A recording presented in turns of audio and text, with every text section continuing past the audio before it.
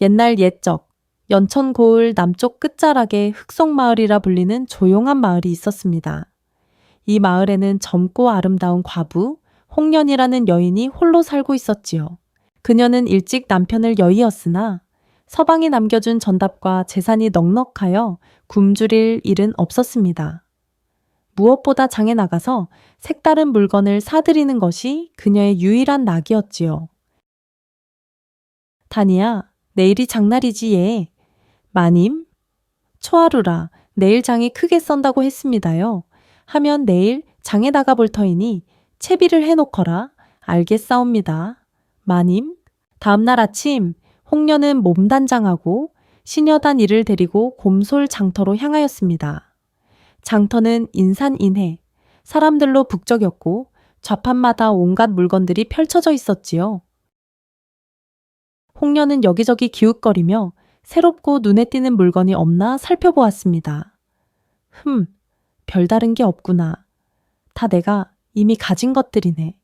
그러게 마님께선 장에 들인 물건보다 많은 걸 가지고 계시니 홍련은 시시한 장에 실망하여 돌아서려는 찰나 장터 가장자리에 놓인 비취 옥 항아리 하나가 눈에 들어왔습니다. 햇살에 은은히 빛나는 것이 심상치 않았지요. 오, 이것이 참 곱구나. 이런 항아리는 처음 보네. 손댈 땐 조심하소. 마님, 비싸 보입니다. 이것은 어디서 들어온 물건이요? 홍련이 좌판 주인에게 물었습니다. 저 멀리 동해 건너 외국에서 건너온 것이라.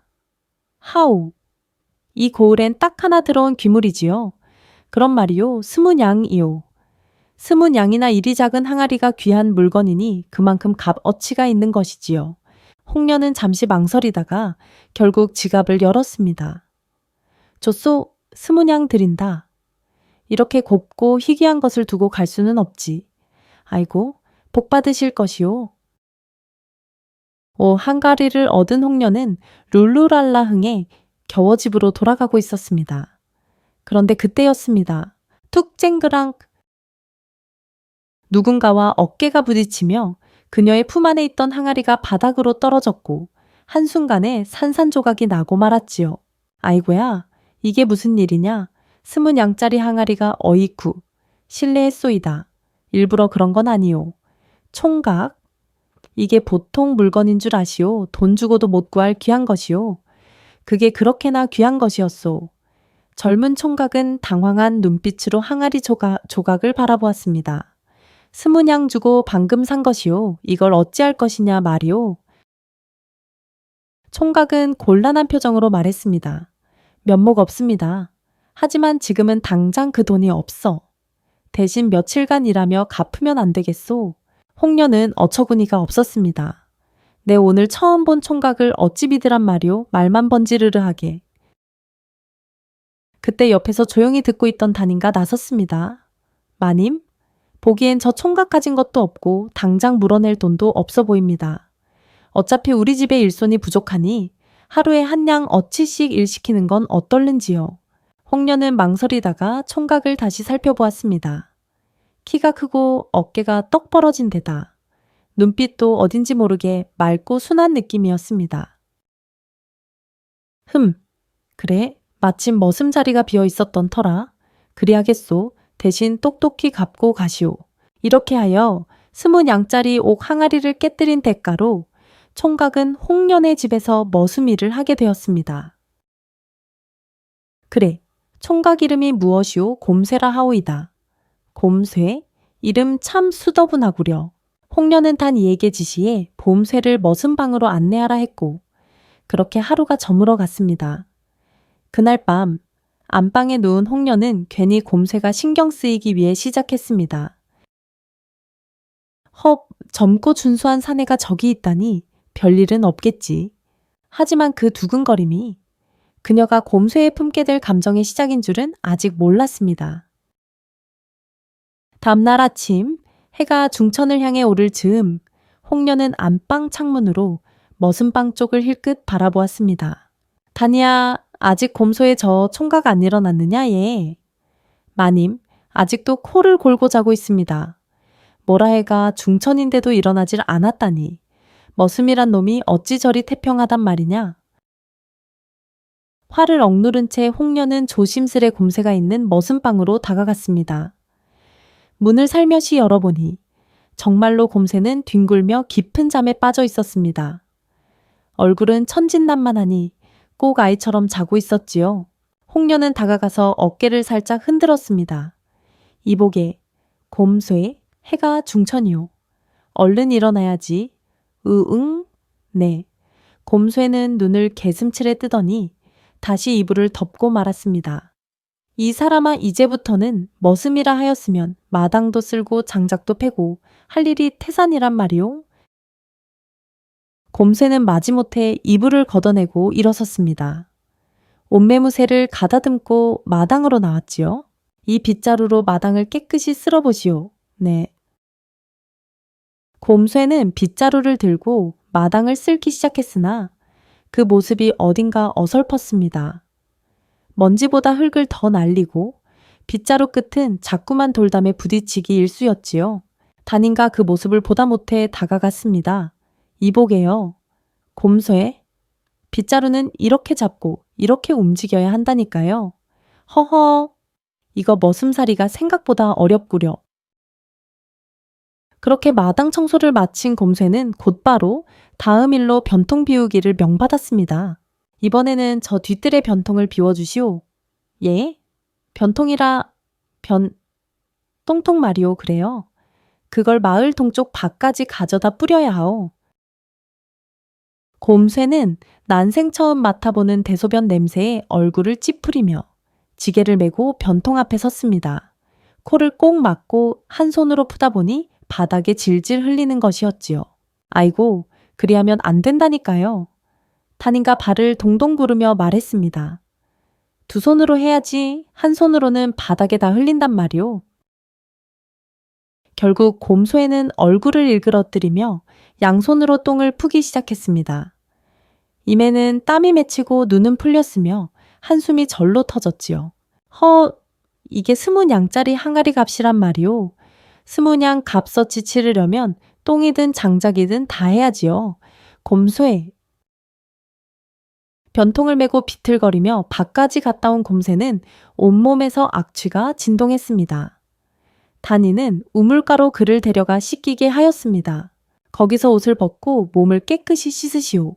마님께 냄새 맡게 해드릴 순 없지 않소. 예, 알겠소. 그렇게 우물가에서 씻은 후 이번에는 장작 패기를 맡았습니다.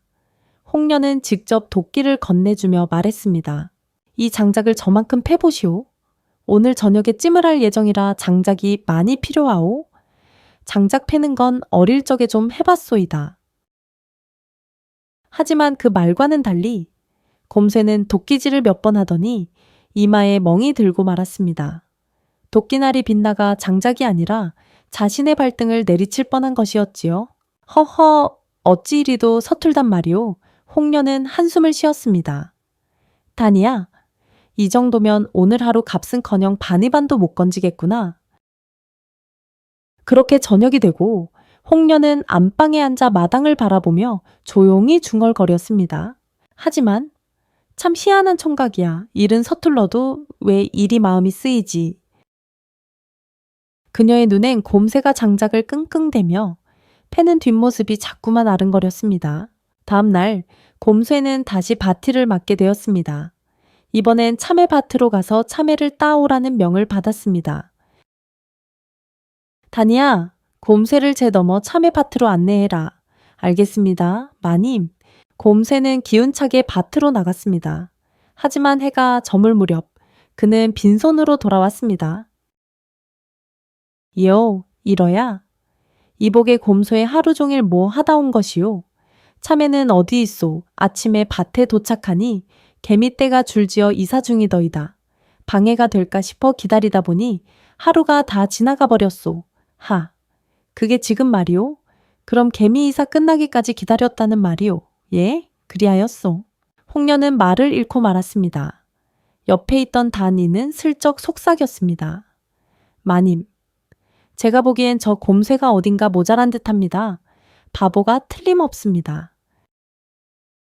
그러게 저 순진한 눈망울을 보니 정말 바보 같은 것이 그러나 홍련은 곰쇠를 나무라지 않았습니다. 오히려 그의 순진한 마음에 왠지 가슴 한편이 찡해지는 느낌이 들었습니다. 며칠 뒤 홍련은 너무 더운 날씨에 안채에 있는 목간통에 물을 받아 목욕을 하게 되었습니다. 땀을 식히며 몸을 담그고 있으려니 절로 콧노래가 나왔지요. 그런데 이상하게도 누군가의 시선이 느껴졌습니다. 홍련은 문을 살짝 열고 밖을 살폈지만 아무도 없었습니다. 에이, 내가 예민했나 보군. 다시 물에 몸을 담그며 노래를 흥얼거리고 있었는데 이번엔 확실히 기척이 느껴졌습니다. 홍련은 벌컥 문을 열었습니다. 깜짝이야. 문 앞에는 곰새가 우두커니 서 있었던 것입니다. 아, 이게 뭐야? 홍련은 얼른 문을 닫고 옷을 들고 급히 안채로 들어갔습니다. 얼굴은 화끈 달아올라 말도 제대로 나오지 않았습니다. 잠시 후 옷을 입고 조심스레 곰새를 찾으러 방에 가보니 곰새는 방 안에서 자고 있었습니다. 홍련은 그 모습을 보며 두 손으로 가슴을 움켜쥐었습니다. 어쩐담 내 알몸을 그 총각이 봤다니 어쩐담. 다음 날 아침이 밝아도 홍련의 가슴은 두근거림이 가시질 않았습니다. 아침 식사 후 그녀는 조심스레 곰새를 불러 물었습니다. 총각, 어제 혹시 봤소 무얼 말씀이요? 내가 목욕하던 걸 그리 본 거요. 예, 문이 열려 있길래 부인을 찾으러 갔다가 문이 열렸고 부인이 계시길래 그럼 그걸 다 본 것이요? 곰소에는 고개를 끄덕였습니다. 볼 건 다 본 것 같소이다. 홍련은 얼굴이 벌겋게 달아올라 도망치듯 안방으로 들어갔습니다. 그날 하루 종일 그녀는 일도 손에 잡히지 않았습니다. 이런 서방 외엔 누구에게도 보여준 적 없는데 이런 총각한테 볼 걸 다 보여주다니.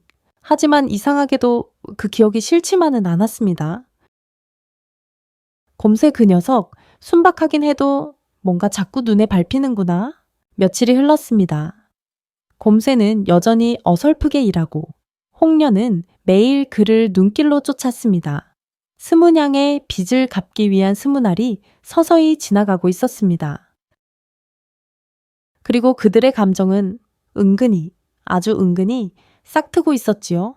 스문알 중 열이 지나가던 어느 날 저녁, 홍련은 달빛이 고운 말씨에 문득 곰새와 마주 앉아 술을 마시고 싶어졌습니다. 다니야, 오늘은 저녁상을 술상으로 차려보거라. 좀 넉넉히 말이다. 네, 마님, 혹시 곰소의 총각도 함께 부를까요? 그래, 같이 앉아 한 잔 나눌 사람이 있어야지. 저녁 무렵 단이라는 아궁 이에 불을 지피고 솥에서 전을 부치고 고깃국을 끓였습니다. 술상은 오롯이 정성으로 차려졌지요. 곰소에는 마당 한쪽에서 삽질하다 불려 들어왔습니다. 예, 총각, 마님께서 오늘은 같이 한잔하자 하오니 어서 안채로 들으시오. 술을 마리오. 알겠소. 곰소에는 머리를 헝클인 채 수건으로 손을 닦고 안채로 들어왔습니다. 홍련은 은은한 분을 바르고 살짝 목 고름을 느슨히 푼 채 앉아 있었습니다. 왔소. 오늘은 특별히 총각을 위해 술상을 내었소. 제가 무슨 대단한 인물이라고 이런 날도 있어야 하지 않겠소. 단이는 세 사람이 마주 앉을 상에 술을 따르고 안주거리를 올렸습니다. 술 기운인지 아니면 밤 공기 탓인지 분위기는 나른하면서도 어딘가 아슬아슬했습니다. 홍련이 잔을 들어 말했습니다. 자, 한 잔 받으시오. 곰새도 잔을 받아들었습니다. 고맙소이다. 자, 단도 한 잔 해라. 예, 마님? 셋이 마주 앉아주거니 받거니 술잔을 기울이다 보니 어느새 단의 고개가 점점 떨구어졌습니다. 얘야, 단이야, 방에 들어가 자거라. 네, 마님, 졸려서 먼저 실례하겠습니다. 단인가 방으로 들어가고 나자 자리에 남은 사람은 홍련과 곰새뿐이었습니다. 바람은 솔솔 불어오고 홍련의 얼굴에는 벌써 홍조가 돌고 있었습니다. 곰쇠는 정자세로 앉은 채 그저 잔을 들고 조심스럽게 술을 마실 뿐이었습니다. 총각은 왜 이렇게 조용하오? 마님 앞에서 말을 함부로 하기 어려워서 그렇소. 허허, 지금 이 분위기에 체면이 무슨 소용이오. 그냥 편히 이야기해 보시오. 홍련은 치마를 살짝 매만지고 상체를 고추으며 말했다. 이리 더운 밤에 말이오. 이렇게 멀쩡하게 앉아있는 것도 신기하구려. 더우시면 문을 더 열지요. 아니, 총각은 왜 이리 눈치가 없단 말이오. 내가 괜히 함께 술자리를 하자 한 줄 아시오. 곰새는 순간 멈칫했습니다. 홍련은 장난스럽게 웃으며 잔을 채워주었습니다. 자, 이번에는 내가 따라줄 테니 한 잔 쭉 들이켜시오. 곰새는 묵묵히 잔을 비웠습니다. 하지만 여전히 눈빛은 흔들리지 않았습니다. 홍련은 속으로 생각했습니다. 이 총각은 대체 무슨 돌부처란 말인가? 내가 이 정도면 충분히 뜻을 보였는데 그녀는 취기를 빌려 손을 뻗어 곰쇠의 손등에 손끝을 스치듯 올렸습니다. 총각은 내 몸에서 나던 향을 기억하오 향이라니요 그날 목욕하던 날 말이오. 곰쇠는 곤란한 듯 잔을 들었습니다. 하, 그건 죄송하오이다. 일부러 그리 된 것은 아니었소. 그것이야 나도 알고 있소. 하지만 그 일을 잊지 못하겠구려. 홍련은 얼굴을 붉히며 술잔을 들이켰습니다. 그리고 곰쇠에 다가앉아 살짝 속삭이듯 말했습니다. 내가 지금 술기운의 일이 말하는 것 같소. 곰쇠에는 말이 없었습니다. 오히려 더 긴장한 기색이 역력했지요. 하지만 총각 사람이 마음이란 게 생기면 어찌하오 난 요새 밤마다 총각이 떠올라 잠도 못 이룬다오. 그 말에 곰소에는 살짝 고개를 돌렸습니다. 잠시 머뭇거리다가 그가 조용히 입을 열었습니다. 저도 마님을 생각하지 않은 건 아니오. 그게 무슨 말이오. 마님이 가끔 마당께서 물을 주는 뒷모습을 보면 괜히 가슴이 울렁거리더이다. 홍련은 조용히 웃었습니다. 그래서 총각도 마음이 있었단 말이오. 마님은 너무 귀한 분이라 감히 말을 꺼낼 수 없었소. 홍련은 곰쇠의 손을 꼭 잡았습니다. 오늘만큼은 귀천 따위 내려놓고 서로 사람 대 사람으로 이야기하길 바라오. 두 사람은 그렇게 조심스레 그러나 분명히 마음을 확인하고 있었습니다. 그날 밤 두 사람은 아무 일도 없었습니다. 그저 나란히 앉아 달빛 아래에서 잔을 나누고 마음을 나누었을 뿐. 다음날 아침 홍련은 언제나처럼 해가 중천에 뜰 무렵에야 눈을 떴습니다. 머리가 살짝 지끈거렸지만 마음은 이상하게 편안했습니다. 다니야, 곰소애는 어디 있느냐? 아직 방에서 주무시고 있는 듯합니다. 홍련은 곰새가 어제 무슨 생각을 했을까? 그 여운을 곱씹으며 살금살금 머슴 방 앞으로 갔습니다. 그런데 방은 텅 비어 있었습니다. 뭐야? 어디 간 거지? 불안한 마음에 다니 방으로 갔습니다. 아니 그런데 곰새가 다네 방에서 자는 게 아니겠어요? 예호 이러야 홍련은 급히 문을 닫고 방으로 돌아왔습니다. 얼굴은 금세 붉게 물들었습니다. 내가 뭘 기대한 거지? 어제는 나하고 그리 얘기하고선 오늘은 단위방에서 자. 분하고 억울한 마음이 들었지만 차마 곰새를 나무라지는 못했습니다. 그저 혼잣말로 중얼거렸습니다. 하지만 아직은 모르지. 단인가 먼저 불렀을 수도 있고 실수로 들어갔을 수도 있고. 그날 해가지고 곰새가 마당에서 일하고 있을 때 홍련은 조심스럽게 다가가 말했습니다. 총각 오늘 아침 단위방에서 잤더이다. 아, 예. 밤새 머리가 아파 방을 잘못 찾은 모양이요. 허허, 취기가 아직도 안 깼던 거요. 죄송하오. 그런 뜻은 전혀 없었소. 홍련은 웃으며 고개를 저었습니다. 뭐 사람도 아닌 꿈을 꾸는 날도 있는 것이지. 그러나 마음 한편은 여전히 복잡했습니다. 곰소애, 네가 정말 나를 보는 마음이 있었던 게 맞긴 한 거냐? 며칠 뒤 곰소애는 다시 참외밭으로 갔습니다. 이젠 참외 따는 일도 제법 익숙해졌습니다. 해가 기울 무렵 곰소애는 한 짐 가득 참외를 따서 돌아왔습니다. 마당에 내려놓으며 말했습니다. 이젠 참외 따는 것도 잘하게 되었소이다. 하하. 그러게 조금씩 나아지고 있구나. 홍련은 곰쇠의 얼굴을 바라보며 속으로 생각했습니다. 이 바보 같은 사람, 왜 이렇게 자꾸 마음을 흔드는 거지? 며칠이 흐르고 20날 약속도 절반을 넘겼습니다. 곰소에는 여전히 어설픈 일손이었지만 어느 순간부터 마당을 쓸거나 장작을 패는 그의 모습에서 익숙함이 느껴졌습니다. 홍련은 종종 그를 안방창으로 슬쩍슬쩍 내다보며 혼잣말하곤 했지요. 허허, 솜씨는 없어도 성실하기는 하구나. 어느 날 오후 홍련은 뒷마루에서 담요를 털고 있는데 곰쇠가 마당을 지나가다 문득 물었습니다. 마님께선 그림을 좋아하시오 그림이요. 예전엔 좀 수집했었지. 요즘은 통 관심 둘 일이 없더이다. 하면 제가 하나 그려드려도 되겠소. 홍련은 깜짝 놀랐습니다. 총각이 그림을 그릴 줄 아오 조금요 어릴 적부터 붓을 잡았으니 그리 그려보시오.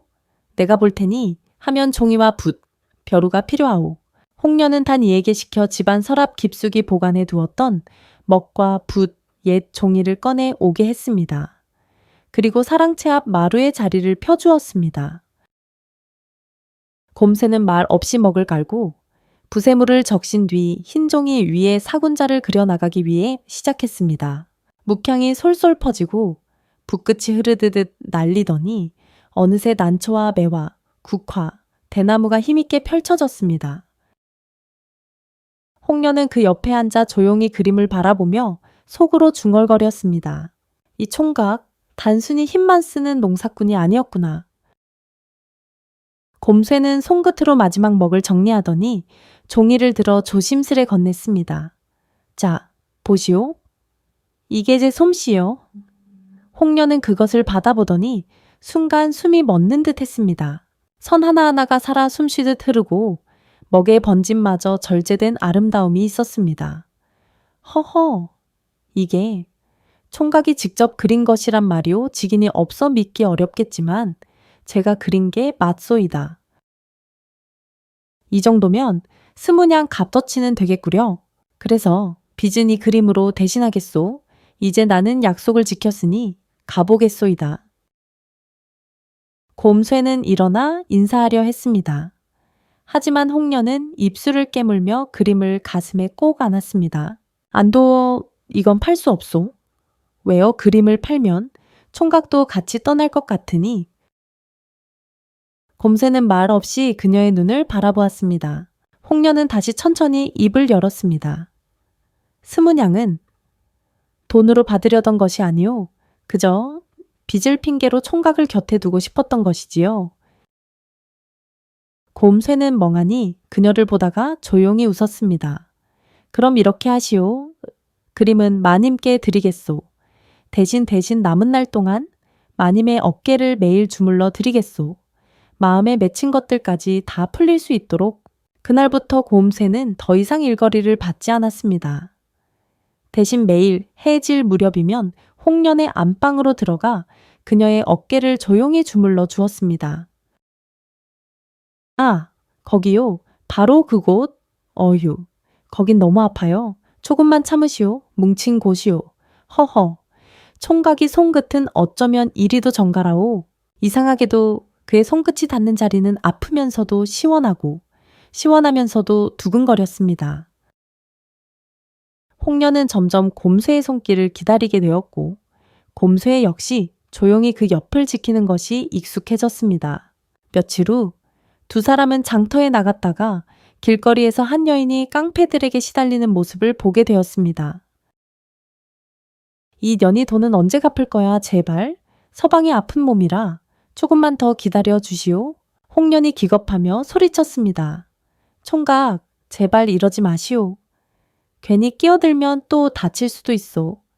하지만 곰소에는 망설임 없이 여인의 앞에 서며 외쳤습니다. 어이, 그만들 하시오. 힘없는 사람 괴롭히는 건 비겁한 짓이오. 뭐야, 이놈은 네가 뭐라고 나서 죽고 싶은 게냐? 그 순간 어디선가 검은 갓을 쓴 무사 셋이 나타나 번개같이 깡패들을 제압했습니다. 그들은 말없이 곰쇠를 향해 고개를 숙이고 사라졌습니다. 홍련은 숨을 몰아쉬며 속으로 생각했습니다. 또다시 저 무사들, 저 사내는 대체 누구란 말인가?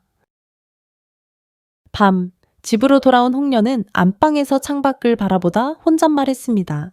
이 총각은 분명 평범한 머슴이 아니야. 그림도 그렇고 그 기계도 그리고 무사들. 그녀의 가슴엔 한 가지 의문과 한 가지 소망이 동시에 싹트고 있었습니다. 혹여 네가 정말 귀한 사람이라면 내가 감당할 수 있을까? 20알의 약속이 끝나가던 어느 날 연천장터에서는 곰쇠가 직접 맞춰놓은 홍련의 한복을 찾으러 함께 나가기로 한 날이었습니다. 곰쇠는 아침 일찍 마당을 쓸고 홍련은 이른 화장을 마쳤습니다. 둘은 나란히 장터로 향했지요. 한복집에서 곱게 접힌 매화색 치마 저고리를 받아들자 홍련의 얼굴엔 자연스러운 미소가 피어났습니다. 허허, 색깔이 참 곱구려. 마님께 딱 어울릴 것 같소이다. 이런 말은 왜 이리도 술술 자라오 진심이요. 돌아오는 길, 두 사람은 조용히 시냇가 옆 좁은 오솔길을 걷고 있었습니다. 그런데 그때 저놈이다 그때 그놈. 며칠 전 장터에서 여인을 도와준 그 일이 화근이었는지 검은 옷의 사내들이 떼거리로 나타났습니다. 이놈 때문에 우리가 사흘이나 옥에 갇혀 있었단 말이야. 이놈을 그냥 둘 수 없다. 에어, 이러야 홍련은 반사적으로 곰쇠의 손을 덥석 잡았습니다. 총각, 이러다 또 다칩니다. 도망가요? 곰쇠는 그녀의 손을 꽉 쥐고 고개를 쳤습니다. 괜찮소. 이번에도 그분들이 오실 것이오. 그분들 그 말이 채 끝나기도 전에 골목 저편에서 갓을 깊이 눌러쓴 무사넷이 말없이 등장하였습니다. 말이 필요 없었습니다. 검 한 번 휘두를 때마다 사내들이 우르르 쓰러졌고 불과 몇 호흡 사이에 적들은 바닥에 널브러졌습니다. 그리고 그들은 다시 바람처럼 사라졌지요. 홍련은 곰쇠의 손을 꼭 잡은 채 멍하니 그 장면을 지켜보다가 속삭이듯 물었습니다. 대체 총각은 누구요? 곰쇠는 잠시 그녀를 바라보다가 천천히 입을 열었습니다. 마님, 이제는 감추기 어려운 때가 된 듯하오. 집으로 돌아온 곰쇠는 사랑채로 향했고 그 뒤를 홍련이 조심스레 밟았습니다. 그녀는 창문 틈으로 곰쇠의 방을 훔쳐보았습니다. 그 순간 한 검은 갓을 쓴 무사가 방 안으로 들어오는 것이 보였습니다. 무사는 조심스럽게 곰쇠의 고개를 숙이며 말했습니다. 세자저하 모두 정리되었습니다. 그래, 민가에서의 마지막 날이다. 채비를 서두르도록 하라. 예, 전하. 습세자. 그 순간 홍련은 눈이 휘둥그레졌습니다. 무릎이 풀려 그대로 땅에 털썩 주저앉고 말았습니다. 내가 세자를 참외밭으로 보내고 똥을 푸게 하고 손수 어깨까지 주무르게 했다니. 그녀는 머리를 감싸쥐고 중얼거렸습니다. 끝났구나. 이건 죽은 목숨이지. 잠시 후 곰쇠는 안방 쪽으로 다가와 그녀를 찾았습니다. 많이 홍련. 거기 계시오. 홍련은 들릴 듯 말 듯한 목소리로 대답했습니다. 알았소. 다 들었소. 하. 세자 저하였구려. 곰쇠는 멈칫하더니 천천히 그녀 앞에 무릎을 꿇었습니다. 부인, 아니, 홍련. 모든 게 내 계획은 아니었소. 처음엔 단순한 자맹이었소. 하지만 당신과 함께 지내며 내가 잊고 있던 웃음과 따스함을 되찾았소이다. 하지만 나는 전하께 분수에 넘치게 굴었고 그날 술에 취해 실수도. 곰쇠는 손을 내밀어 그녀의 떨리는 손을 감싸 쥐었습니다. 그 모든 날이 내겐 소중한 추억이요. 변푸는 일조차 말이요. 백성의 삶이 얼마나 고단한지 몸소 느낄 수 있었소. 그것이야말로 진정한 자명의 가치였지. 홍련은 끝내 눈물을 참지 못하고 곰쇠의 품에 얼굴을 묻었습니다. 그럼 난 죄를 짓지 않은 것이요. 오히려 내가 감사할 일이요. 이튿날 곰쇠, 아니 세자저하는 무사들과 함께 떠날 준비를 마쳤습니다. 사랑채 마당엔 다니와 홍련이 나란히 서 있었습니다. 부인, 그동안 고마웠소. 그리고 부디 건강하세요. 홍련은 머뭇거리다 입을 열었습니다. 혹시 언젠가 또 자명이라 핑계 삼아 다시 들르실 수는 없겠소. 세자는 환하게 웃으며 대답했습니다. 허허, 부인의 마음은 알겠으나 나라의 사내로서 감정에 흔들릴 순 없지 않겠소. 하지만 기억은 하겠소. 이곳의 땀과 웃음과 당신의 눈빛을. 세자는 무사들과 함께 말을 타고 떠났습니다. 홍련은 그의 뒷모습이 안 보일 때까지 그 자리를 떠나지 못했습니다. 그날 이후 연천고을에선 더는 무사들이 나타나지 않았고 고리대금도 어느샌가 사라졌으며 백성들 얼굴엔 웃음이 번지기 위해 시작했습니다. 홍련은 오늘도 마루에 앉아 가끔 하늘을 바라보며 중얼거립니다. 그이 지금쯤 어디쯤 계시려나? 그리고 날 기억하고 계실까? 세자저하, 곰쇠가 떠난 지 벌써 사흘. 연천고을 흑송마을은 이전과 다름없이 해가 뜨고 해가 지고 있었습니다. 하지만 홍련의 마음속 시간은 그날 이후 멈춘 듯 했지요. 다니야, 곰쇠, 아니, 세자저하, 그분은 지금 어디쯤 계실까? 글쎄요, 마님, 전하 같은 분이라면 도성으로 돌아가셨겠지요. 그래, 돌아가셨겠지. 하지만 왜 이렇게 가슴이 허하냐. 가볍게 지나간 인연이었다면 벌써 잊혔을 텐데. 홍련은 늘 하던 대로 마당을 쓸고 장독대에 뚜껑을 닫고 장에 다녀왔지만 그 모든 순간마다 어느덧 곰쇠의 얼굴이 떠올랐습니다. 그가 똥지개를 지고 비틀거리던 모습, 무거운 장작을 끌어안고 휘청거리던 모습, 그리고 무엇보다도 그가 조용히 웃으며 어깨를 주물러 주던 그날 밤의 따뜻한 손길. 그날 이후 단도 묘한 변화를 감지했습니다. 마님, 요새 안색이 그리 밝지 않으십니다. 무슨 말이냐, 난 전과 똑같다. 하지만 밥 드시는 양도 줄고 장터 가시던 것도 끊으시고. 홍련은 애써 웃으며 말했습니다. 괜찮다. 그냥 생각이 좀 많아서 그렇지. 하지만 다니 몰래 베개싯에서 젖은 흔적을 발견한 날 더는 아닌 척할 수 없었지요. 그날 밤 홍련은 차가운 대청마루에 홀로 앉아 있었습니다. 바람은 적막했고 달빛은 고요했습니다. 그녀는 곰쇠가 남기고 간 사군자 한 폭을 꺼내 펼쳤습니다. 매화, 난초, 국화, 대나무, 그리고 은근한 먹이번짐 속에 곰쇠의 손길과 온기가 담겨 있었습니다. 이 그림을 팔았더라면 총각은 떠났겠지. 아니, 세자저하. 그녀는 그림을 끌어안고 천천히 눈을 감았습니다. 그리고 속으로 중얼거렸습니다. 부디 내 마음이 가벼운 놈이 아니었음을 알아주시길. 며칠 후 이상한 일이 연이어 일어나기 시작했습니다. 장터에서 장사하던 노인이 홍련을 붙잡고 말했습니다. 마님, 지난번에 곰소의 총각이 들렀었소이다. 뭐라고요? 마님은 안 계셨다 하여 그냥 그림 한 장만 남기고 가셨지요. 그 노인이 내민 작은 족자는 분명 곰쇠의 필체였습니다. 사군자 대신 이번에는 달맞이꽃과 풍영초원 풍싱 차오연 네 자가 적혀 있었습니다. 바람을 따르는 풀처럼 그 의미를 읽는 순간 홍련의 눈에서 눈물이 또르르 흘러내렸습니다. 내 마음을 알아주신 거구나. 그날 밤 담임과 조심스레 물었습니다. 마님, 다시 만나고 싶으십니까? 그이. 전하 말입니다. 어찌 그리 속마음을 잘하느냐. 마님은 원래 거짓말을 못하시잖아요. 홍련은 한참을 망설이다가 단의 손을 잡고 말했습니다. 다시 온다 해도 난 또 웃으며 마당 쓸게 시킬 거야.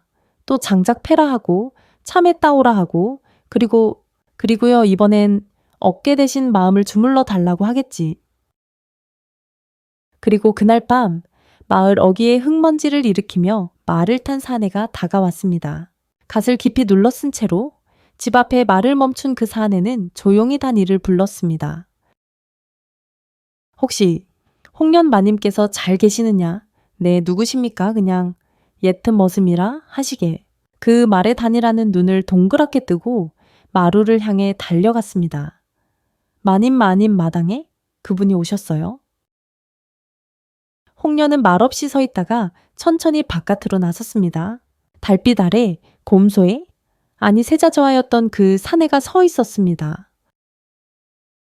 예전처럼 거칠게 엉킨 머리칼도 흐릿한 옷차림도 아닌 이제는 위엄이 배인 청색포와 단정한 태도. 그는 말없이 그녀에게 걸어와 조용히 말했습니다. 부인, 잠시 바람 쐬러 나온 길입니다. 이 밤중에 혼자 걷다 보니 발길이 여길 향하고 있더군요. 홍련은 조용히 웃었습니다. 그 발길이 잊지 않았다는 증거겠지요. 그대가 잊히지 않더이다. 그리고 두 사람은 말없이 담장에 나란히 앉아 있었습니다. 대화는 없었지만 눈빛이 말하고 있었습니다. 기억합니다. 기다렸습니다. 달빛 아래 담장 위에 나란히 앉은 두 사람. 바람은 잔잔했고 밤은 말없이 길어졌습니다. 홍련은 입술을 굳게 다문 채 옆에 앉은 사내의 옷깃을 스치듯 바라보았습니다. 이제는 더 이상 곰쇠라 부르기 어려운 사람. 그러나 그녀의 마음속엔 여전히 그 총각이었습니다. 정말 이 밤에 그냥 산책하다 여길 들르신 겁니까? 그래 보이요? 아니요. 적어도 마음속엔 사흘 내내 여길 걷고 계셨겠지요. 사내는 조용히 고개를 끄덕였습니다. 그대는 변함이 없군요. 말끝마다 속을 꿰뚫는 듯하오. 그야? 세자 저하께 속았던 시간이 얼만데요. 홍련의 목소리는 가볍게 웃고 있었지만 눈가에 날 수 없는 빛이 깃들어 있었습니다. 그날 이후 난 아무 일 없는 듯 지냈소. 하지만 바람 소리에도 장독대 뚜껑 소리에도 자꾸만 당신이 떠올랐소이다. 그럼에도 왜 돌아오셨습니까? 그 물음엔 여러 의미가 담겨 있었습니다. 책임감인지, 감정인지, 아니면 그냥 정기였는지 알고 싶었지요. 사내는 한참을 말없이 있다가 조용히 고개를 돌렸습니다. 그림을 팔지 않으셨더군요. 그걸 어떻게 장터 서화점에 들렀소. 거기 주인이 그러더이다. 스무냥 줄 수 있다 하자. 그대가 그림을 가져가셨다 했소이다. 홍련은 입가에 미소를 머금었습니다. 그럼 아직도 믿지 못하겠소. 아니요. 이제는 믿소. 그대가 나를 사람이 아닌 사람으로 대했다는 것을. 잠시 정적 바람이 대숲을 흔들며 지나갔습니다. 조심스레 그녀가 물었습니다. 지금 다시 돌아오신 이유 들을 수 있을까요? 사내는 고개를 들고 대답했습니다. 그대를 놓고 가기엔 내가 너무 많이 웃고 너무 많이 배웠소. 내가 원래 살던 궁에는 그 어떤 웃음도 그 어떤 따뜻한 손길도 없었소이다. 하지만 이 마을, 이 집, 그리고 그대는 나를 사람답게 만들었소. 홍련은 순간 눈물이 차오르는 것을 느꼈습니다. 하지만 전하께서 어찌 이런 사사로운 감정을 안고 무탈하시겠습니까? 그대가 나를 전하라 부르지 마시오. 다시 그때처럼 그저 곰쇠라 불러주시오. 보르검소. 그 이름을 부르는 순간 모든 위계와 벽이 허물어지는 듯 했습니다.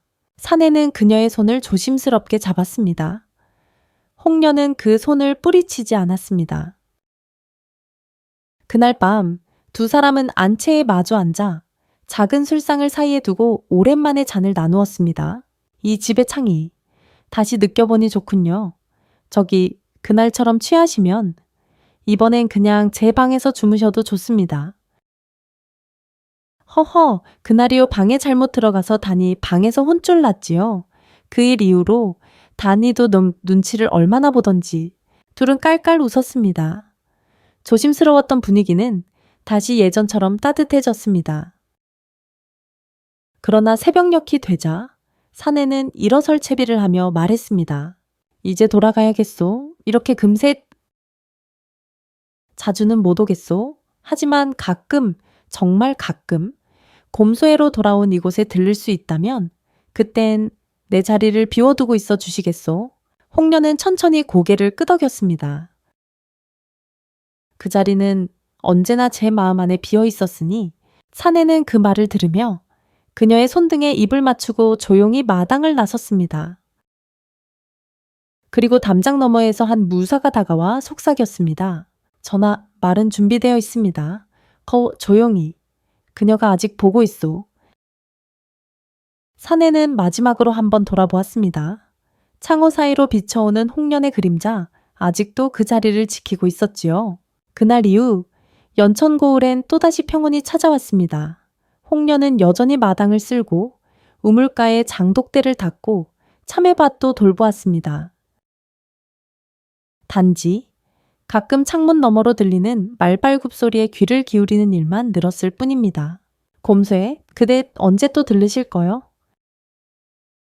그 물음은 하늘을 향한 혼잣말이었지만 밤마다 꿈에선 언제나 대답이 돌아왔습니다. 그가 떠난 지 보름, 홍련은 그날 이후로도 매일 마당을 쓸고 우물가에 장독을 닦고 새벽마다 참외밭을 한 바퀴 돌았습니다. 모든 것이 예전과 같았지만 그녀의 눈빛은 예전과 달랐습니다. 마당에 소립 하나 떨어지는 것도 허투루 보지 않고 장독 뚜껑이 바람에 흔들리는 소리에도 귀를 기울였습니다. 혹시 또다시 말발굽 소리가 들려오지 않을까 하고 말입니다. 다니야, 오늘은 장에 나가봐야겠다. 오랜만이십니다. 좋은 옷으로 갈아입으실까요? 아니, 그냥 이대로 가겠다. 너무 단장하면 오해할 수도 있지 않겠느냐. 누가요? 그이가... 다니는 조용히 웃으며 한복 치마 끝을 살포시 털어주었습니다. 그이가 온다면 어떤 모습이든 다 좋아하실 겁니다. 그날 홍련은 장터로 향했습니다. 연천 장터는 예나 지금이나 북적였고 사람들은 장마다 목청 높여 물건을 팔았습니다. 홍련은 그 속을 천천히 걸었습니다. 마음은 무심한 듯 그러나 간절하게 예전처럼 물건을 사는 건 목적이 아니었습니다. 단지 혹시 그가 흘려보낼지도 모를 작은 흔적 하나를 찾고 싶었을 뿐이지요. 그러던 중 어느 곳에서 좌판 앞에 다다랐을 때였습니다. 마님, 익숙한 분이 엊그제 이곳을 다녀갔다 하더이다. 어떤 사람이요 젊고 키 크고 눈빛이 똑똑한 총각이지요. 허리춤에 검집을 가린 채 차고 있어서 인상적이었소. 그이가 여기까지 홍련은 떨리는 손으로 좌판에 놓인 책 한 권을 들었습니다. 그리고 그 속에 끼워진 조그만 종이 한 장 붓으로 휘갈긴 듯하지만 익숙한 필체. 뇌샤 체잉시, 웬신 루조.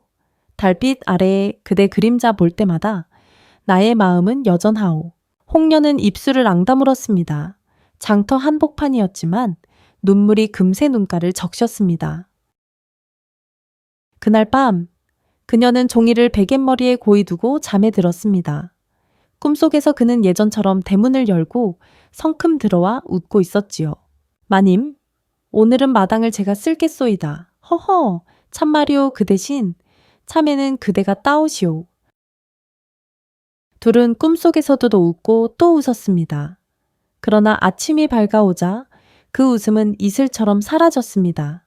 며칠 뒤 곰솔 마을의 낯선 자들이 모습을 드러내기 위해 시작했습니다. 검은 삿갓을 쓴 사내 셋. 그들은 장터를 맴돌고 마을 어귀를 배회하며 누군가를 찾는 눈빛을 보였습니다. 다니야, 저 사람들 나 찍지 않으냐 글쎄요. 마님, 예전 고리대금 폐하는 달라 보입니다. 홍련은 왠지 모르게 등줄기에 싸늘한 기운이 감돌았습니다. 곰쇠가 돌아오려 한다면 그는 그저 다시 웃으며 올 수 없을지도 모른다는 예감. 그날 저녁 마당에서 갑자기 닭이 울며 펄쩍 뛰는 소리가 났습니다. 무엇이냐 여우도 아닌데 왜 일이 난린가요? 다니와 홍련이 문을 열고 나가보았을 때 담장 너머로 사내의 그림자 하나가 스치듯 지나갔습니다. 총각 홍련은 맨발로 담장을 향해 달려갔습니다. 하지만 어둠 속엔 아무도 없었습니다. 그날 밤 마루에 앉아있던 홍련은 사군자 옆에 새로운 종이 한 장이 놓여 있음을 보았습니다. 곧 다시 옵니다. 다만 이번엔 웃음만으로는 부족할지 모로 곰소의 그 짧은 문장이 그녀의 가슴을 세차게 두드렸습니다. 위험 속에서도 날 먼저 생각해주는 그이.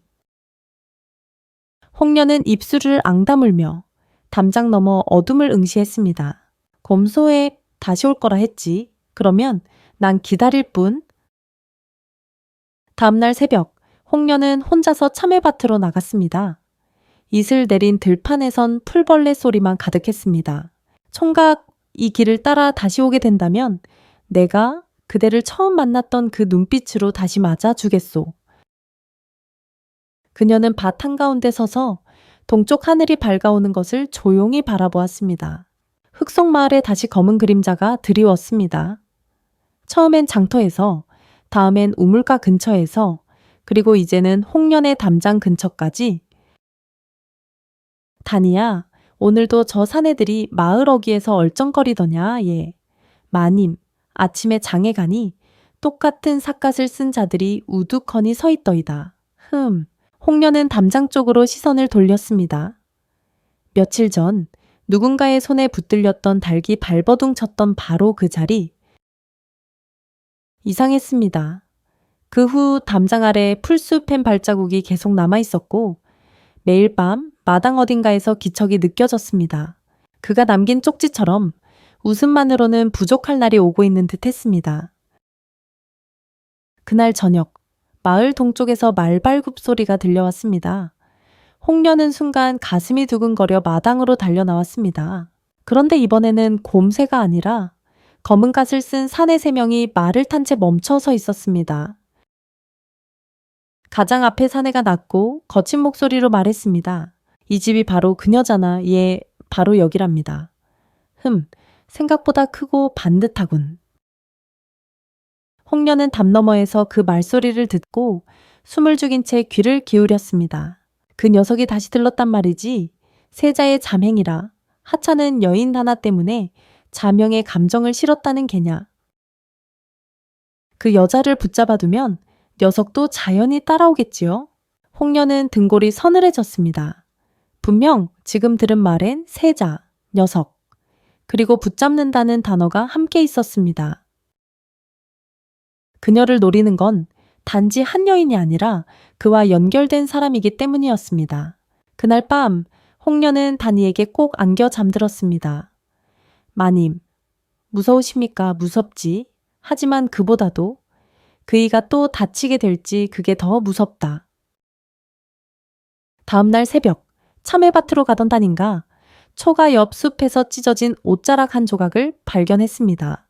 그리고 그 옆엔 말굽 자국, 누군가 억지로 끌려간 듯한 발자국이 선명히 남아 있었지요. 다니는 기겁하여 마당으로 뛰어왔습니다. 마님 누가 이 근처에 있었던 게 분명합니다. 그 숲계에 피 묻은 옷자락이. 뭐라 했느냐 삐. 홍련은 그 말을 듣자마자 두 다리가 풀려 주저앉았습니다.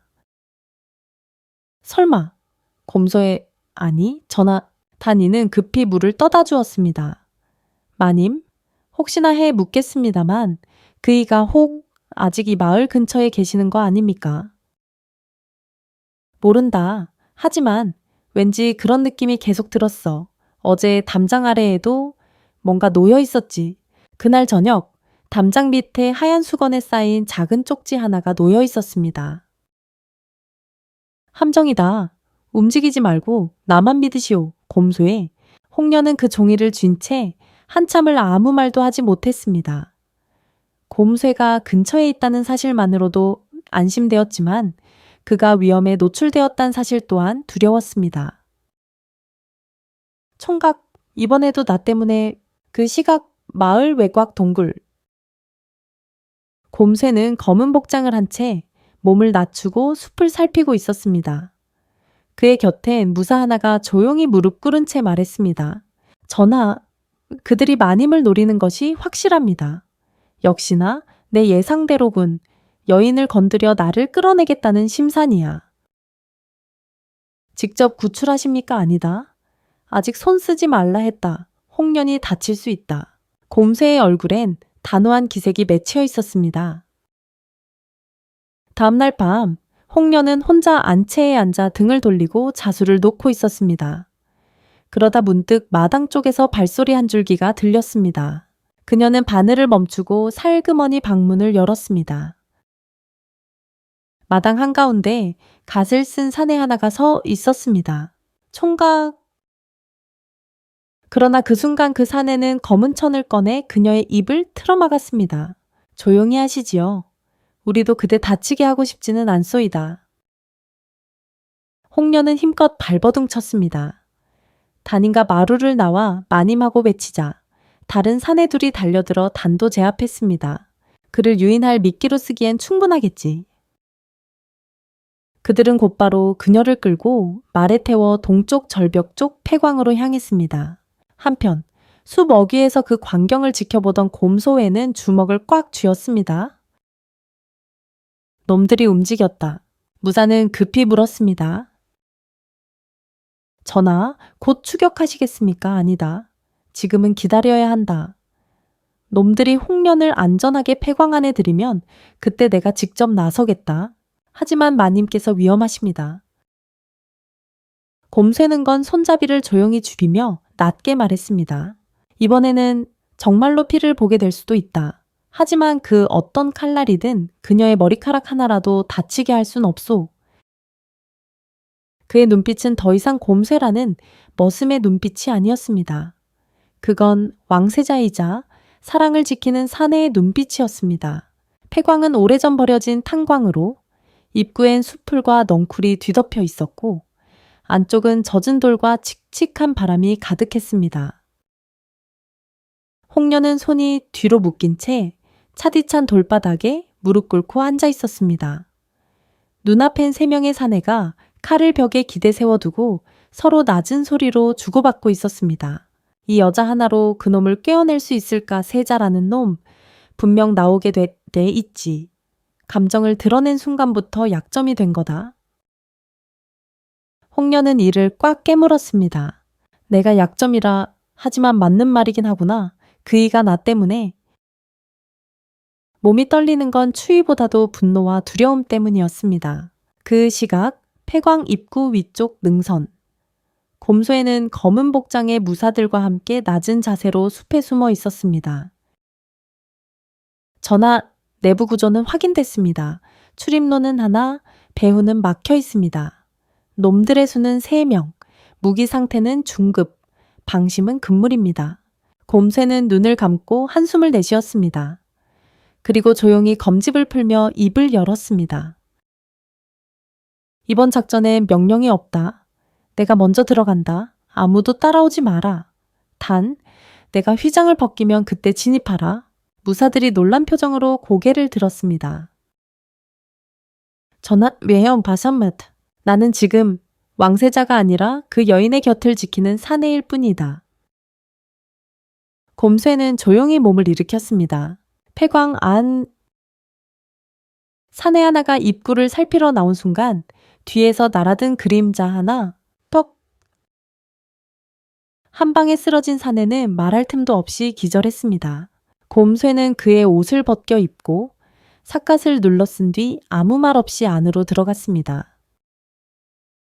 홍련은 고개를 떨군 차에 감정 없이 바닥만 보고 있었으나 어딘가 익숙한 기척이 다가오는 걸 느꼈습니다. 그리고 문득 고개를 들었을 때 입술을 담은 채 서 있는 검은 삿갓 아래 눈빛을 마주쳤습니다. 어디서 못해지 검속 그 말이 끝나기도 전에 곰쇠는 벽에 기대 있던 칼을 발로 차날려 다른 사내에게 던졌고 동시에 허리춤에 짧은 검을 뽑아 찰나의 틈을 베어냈습니다. 이놈이. 놈들은 정신 차릴 틈도 없이 곰쇠의 칼끝에 쓰러졌습니다. 그러나 한 놈이 갑자기 홍련에 달려들며 칼을 휘두르려는 순간 곰소에는 몸을 던져 그녀를 감싸 안았습니다. 곰황 칼날이 곰소의 등 쪽 소매를 찢고 지나갔습니다. 피가 스며났지만 그는 전혀 아랑곳하지 않았습니다. 괜찮소, 다친 곳은 없소. 곰소에 왜 이지가 미안하오. 하지만 약속하지 않았소. 그대를 지키겠다고. 광 밖에서 기다리던 무사들이 휘장 신호를 보고 달려와 나머지 놈들을 제압했습니다. 홍련은 곰새의 품에 안겨 흐느끼고 있었습니다. 이럴 거면 왜 떠났느냐고요? 그땐 떠나야 했소. 그래야 세자였으니까. 하지만 지금은 돌아왔소. 그리고 이젠 내 마음이 더 중요하오. 그럼 다시 머슴으로 돌아오시겠습니까? 머슴은 못해도 그대 옆 사람으론 돌아올 수 있소. 홍련은 그의 가슴에 이마를 기댔습니다. 그의 온기가 칼날 속에서도 살아남은 사랑의 증거처럼 느껴졌습니다. 며칠 후 연천고을엔 다시 평화가 찾아왔습니다. 고리대금 폐에 남은 자들은 모두 붙잡혔고 폐광도 봉쇄되었습니다. 홍련은 마루에 앉아 고운 사군자 한 폭을 펼치고 있었습니다. 그 옆에는 붓을 든 곰소의 아니 도포를 입지 않은 한 사내가 웃으며 앉아 있었습니다. 그림은 여전히 그대를 이기지 못하오. 그럼 내 얼굴을 그려보시겠습니까? 그리면 떠나지 않겠소. 그럼요. 그림 속에서도 현실에서도 그대 곁에만 있을 거요. 20알.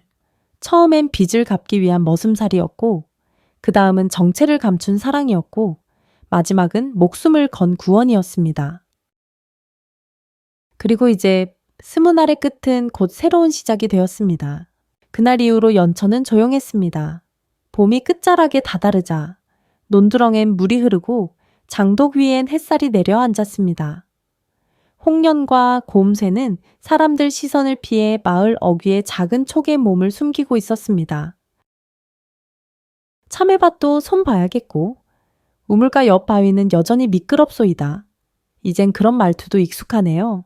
총각, 아니, 전하, 그대 또 전하라 부르지 마시오. 이젠 그냥 곰새로 남고 싶소이다. 둘은 웃었지만 그 웃음 뒤엔 여전히 풀리지 않은 현실이 도사리고 있었습니다. 그러던 어느 날 한밤중 외양간 뒤편 숲길로 까마귀 한 마리가 날아들어 굴뚝 위에 앉았습니다. 그리고 작은 죽간 하나를 떨어뜨렸습니다. 곰새는 조용히 그것을 열어보았습니다. 내용은 짧았지만 묵직했습니다.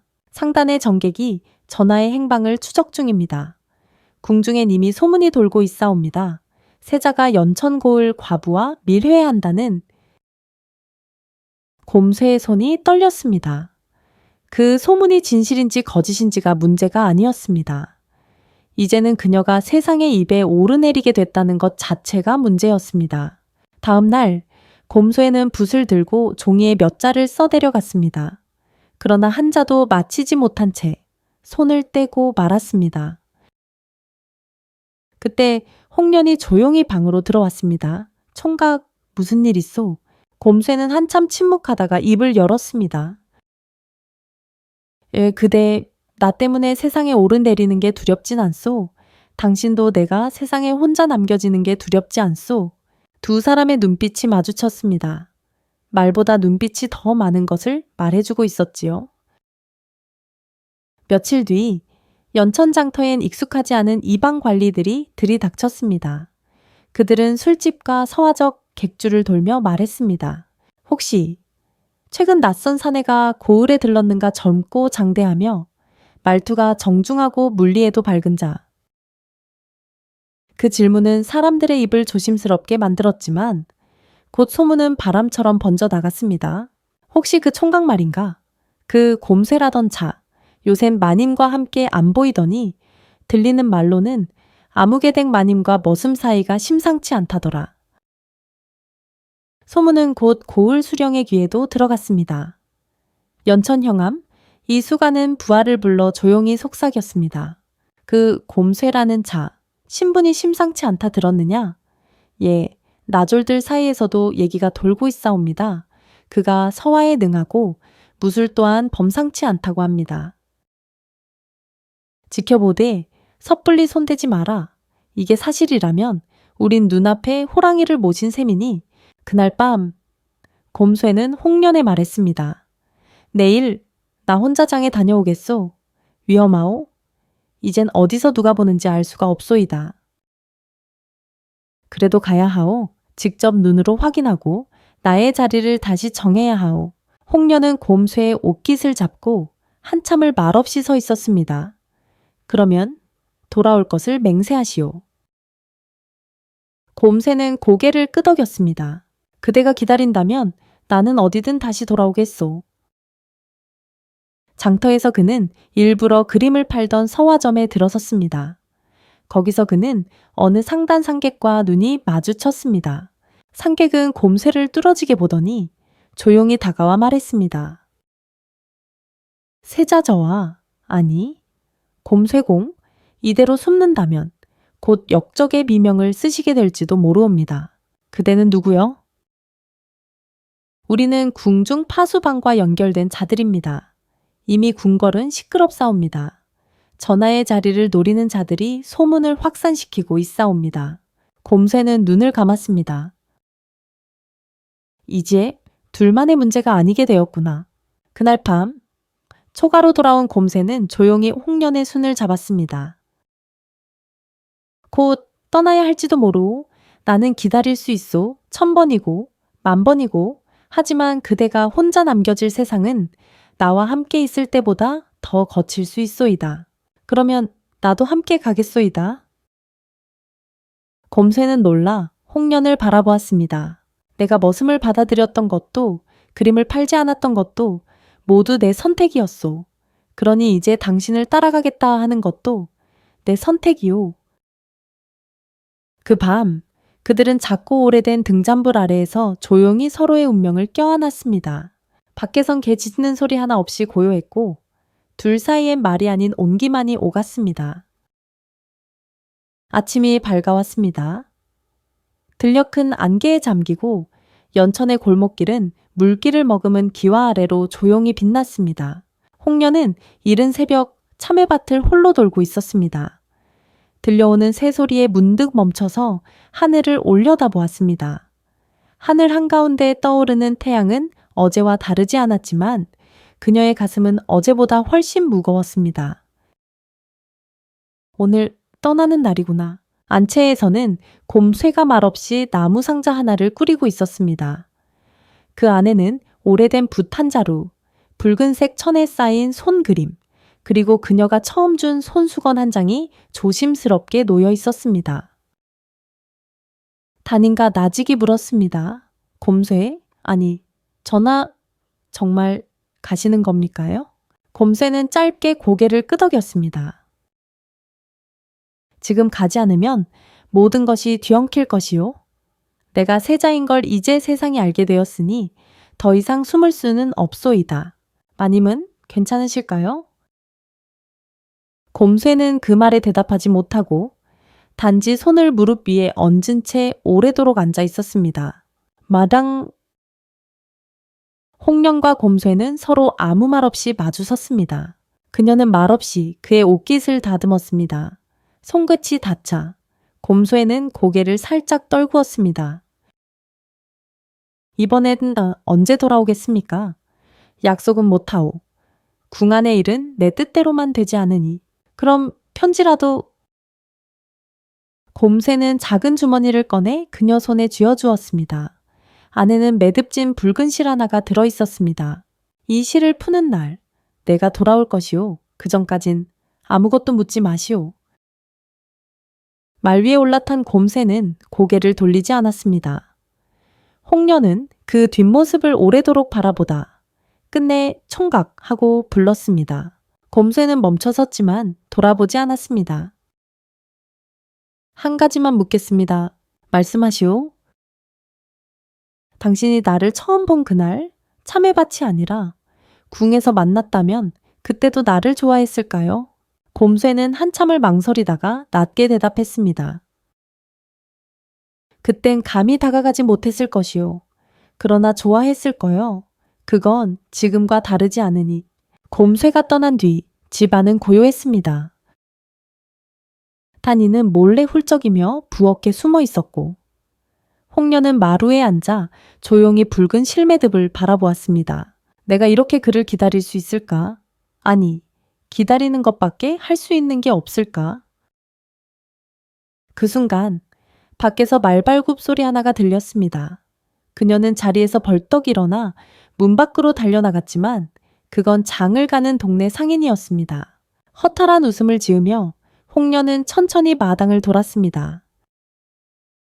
며칠 뒤 연천을 지나는 도성의 사신단 행렬이 있었고 그중 누군가는 마을 사람들에게 귓속말을 흘렸습니다. 세자가 돌아오셨다지 왕실 회합이 조정에서 열릴 거라오. 그 소문은 곧 홍련의 귀에도 들어갔습니다. 그녀는 조용히 웃었습니다. 그래야지. 이제는 그의 이름으로 세상을 다시 맞이해야 하니까 빰하징. 홍련은 방 안에서 작은 상자를 꺼냈습니다. 그 안에는 도포자락에서 떨어진 단추 하나, 그가 먹던 찻잔 파편, 그리고 그녀가 만든 매화꽃 자수 손수건이 놓여 있었습니다. 그녀는 그것들을 하나하나 꺼내어 조심스레 정리했습니다. 그리고 마지막으로 붉은 매듭을 든 실 한 줄기, 그 실을 풀지 않고 작은 병에 넣어 마루에 놓았습니다. 그 실이 풀리는 날 다시 마루에서 밥을 먹겠지. 다음 날 새벽 홍련은 단이와 함께 장터로 향했습니다. 예전처럼 물건을 사려는 것도 남몰래 그를 찾으려는 것도 아니었습니다. 이제는 자신의 삶을 다시 이어가기 위해서였습니다. 장터에는 여전히 장사꾼의 고함, 아이들 웃음소리, 그리고 어디선가 불어오는 봄바람이 어우러졌습니다. 홍련은 고운 미소를 지으며 말했습니다. 타냐, 오늘은 참외 대신 붓을 한 자루 사볼까 한다. 글을 쓰시려고요? 응, 기다리는 시간에도 나만의 이야기를 써야 하겠지. 언젠가 그에게 다시 읽어줄 수 있도록. 한양궁궐 금빛 용트림이 새겨진 편전의 기둥은 여느 때처럼 우뚝 솟아 있었지만 그 안의 공기는 묘하게 무거웠습니다. 조정 대신들이 줄지어 서 있는 가운데 세자 도연 곰소에는 단정한 도포 차림으로 조용히 그들 앞에 섰습니다. 전하, 연천에서의 행적에 대해 해명하시지요. 좌의정 박균영이 입을 열었습니다. 그 말은 곧 칼날이었습니다. 부드럽지만 명확히 겨눈 칼. 세자께서 고을의 과부와 정을 통했다는 소문이 이미 민간에 퍼졌사옵니다. 세자의 눈은 흔들리지 않았습니다. 그는 조용히 고개를 들고 말했습니다. 전하께서 나를 민심을 살피라 하셨습니다. 나는 머슴의 옷을 입었고 그들 곁에서 숨 쉬었습니다. 그러나 정을 나눈 건 단지 신분을 넘어 사람과 사람으로서였습니다. 우의정은 고개를 저었습니다. 하지만 세자 저하께서는 왕실의 계승자이십니다. 백성들과의 교감이 아닌 왕실의 도리를 먼저 중하게 어기셔야 하옵니다. 그러면 백성은 언제까지 도리의 이름으로만 머물러 하십니까? 세자의 목소리는 낮았지만 그 안엔 울림이 있었습니다. 나는 백성을 위한 군이 되길 원합니다. 그 시작이 단지 한 여인을 향한 진심에서 비롯되었다면 나는 그 또한 부끄러워하지 않겠습니다. 그러나 대신들의 표정은 냉담했습니다. 그들의 눈엔 위협이 깃들어 있었고 그들이 두려워하는 건 진심이 아닌 변화였습니다. 그날 회의는 결론 없이 끝났지만 궁의 분위기는 분명히 바뀌고 있었습니다. 세자가 달라졌다. 연천의 그 여인이 무엇을 한 거냐? 감정이 정치를 흔드는구나. 이 말들은 마치 궁궐벽 뒤의 그림자들처럼 복도 곳곳을 떠돌며 점점 더 커졌습니다. 밤이 되자 세자는 서구에 홀로 앉아 있었습니다. 탁자 위엔 펼쳐진 연천지도, 그리고 홍련이 준 붉은 손수건이 있었습니다. 그는 그것을 천천히 접어 품에 넣으였습니다. 여기서 한 걸음만 어긋나면 그대도 다칠 수 있어. 그 순간 문이 조심스럽게 열리며 중신 하나가 들어왔습니다. 전하, 정객 중 일부가 폐세자 상소를 준비하고 있다 들었습니다. 폐세자라 세자의 눈썹이 살짝 움직였습니다. 그들은 그대가 감정에 흔들린다. 여기 옵니다. 세자가 한 여인을 위해 군을 포기할 수도 있다는 인상이 퍼지고 있사옵니다. 포기한 적 없습니다. 단지 지켜야 할 것이 늘었을 뿐. 한편 연천의 홍련은 장터에서 한 장의 삐뚤빼뚤한 소문을 듣게 됩니다. 도성에서 세자저하 폐위상소가 올라갔다 하더라. 무슨 연천마님이랑 어쩌고 저쩌고 아는 사이였다나? 그 말을 들은 홍련은 웃지 못했습니다. 손에 들고 있던 붓이 살짝 떨렸고 곧 아무 말 없이 집으로 돌아왔습니다. 밤, 단인가 물었습니다. 마님, 아무 일 없으시죠 글쎄? 내가 감당할 수 있는 일인지 아니면 이제 그 일을 위해 물러나야 할 때인지 모르겠구나. 그 시각 세자에 거쳐 창밖으로 비가 추적추적 내리고 있었습니다. 세자는 옷을 벗고 침상에 앉아 있다가 문득 몸을 일으켰습니다. 그리고 거울 앞에 선 그는 자신을 바라보았습니다. 곰새로 살았던 날들의 흔적이 점점 희미해지고 있었습니다. 손바닥에 굳은 살은 여전했지만 그 위에 새겨진 책임이 더 커져 있었습니다. 나는 지금 어디쯤 와 있는가? 그는 조용히 옥새를 쥐며 자신에게만 들릴 만큼 낮게 말했습니다.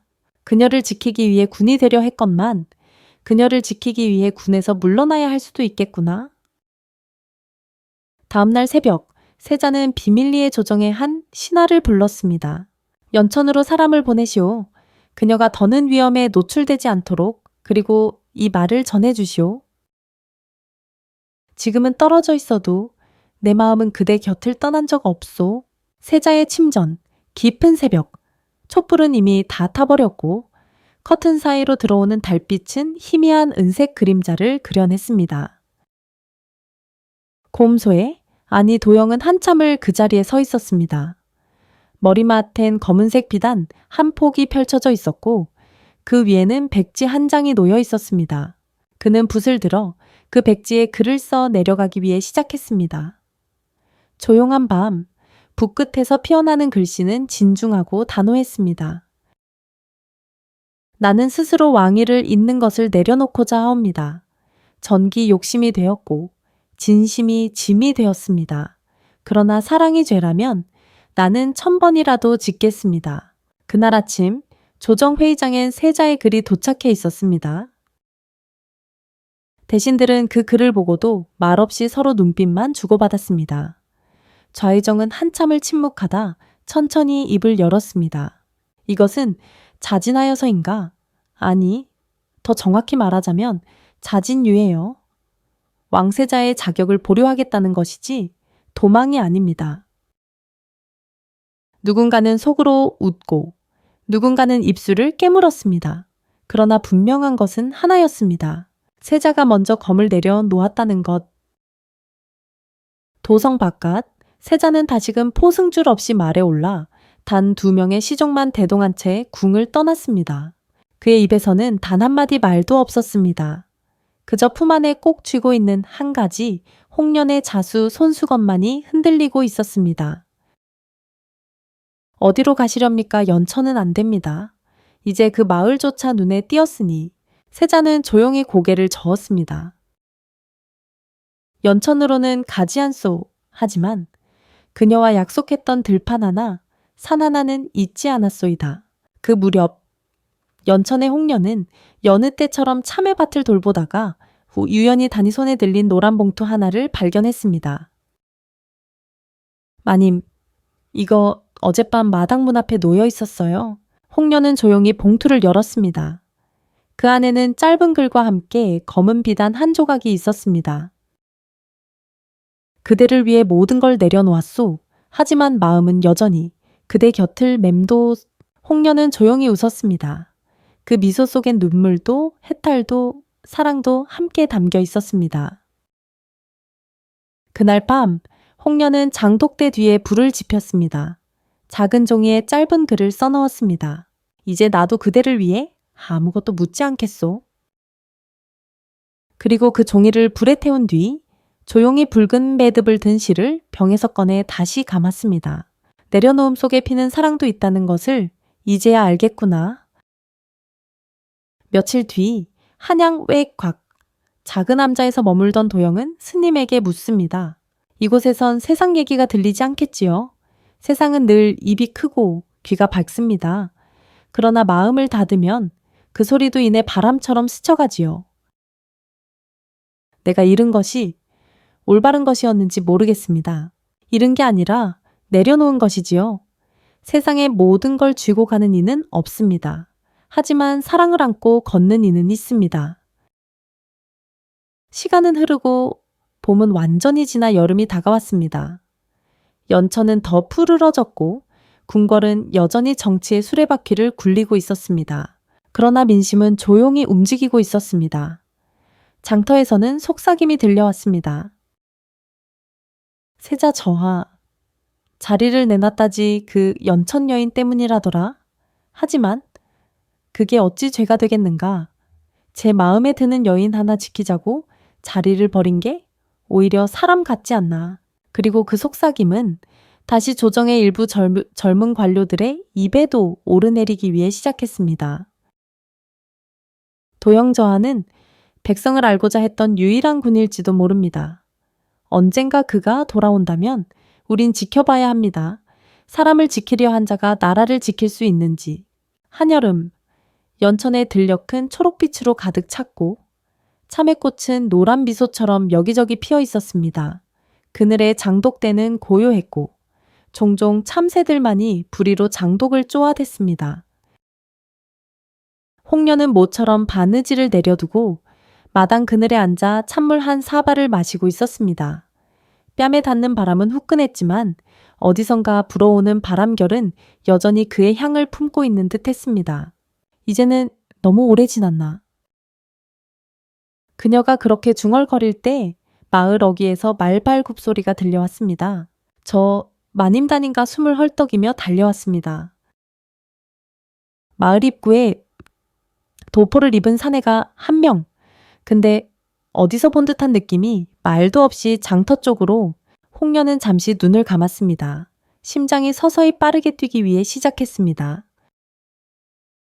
응? 그이는 말이 없을 거야. 원래 처음에도 말없이 다가왔던 사람이었으니까 그 시각, 장터 골목 한쪽, 도영은 조용히 참외 상인을 지켜보고 있었습니다. 노랗게 익은 참외들이 소복이 쌓여 있었고 그 옆에는 흙이 조금 묻은 수세미가 함께 놓여 있었습니다. 이 고을에선 여름도 참 정직하구나. 그때 한 노인이 도영을 힐끗 바라보더니 말했습니다.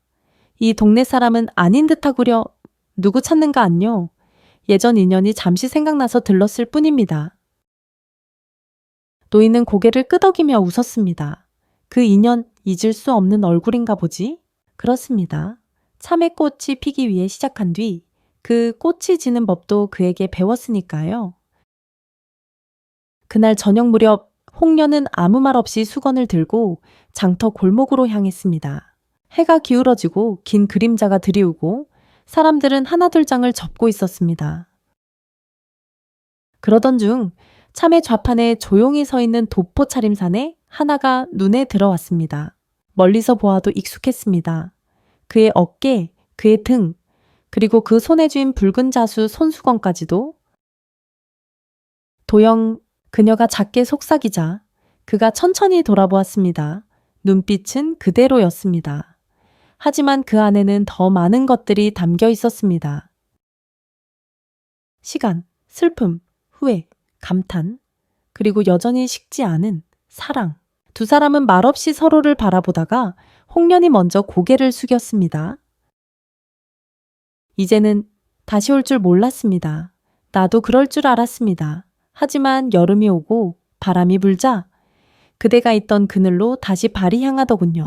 그대가 떠난 날 나는 아무것도 묻지 않겠다고 다짐했지요.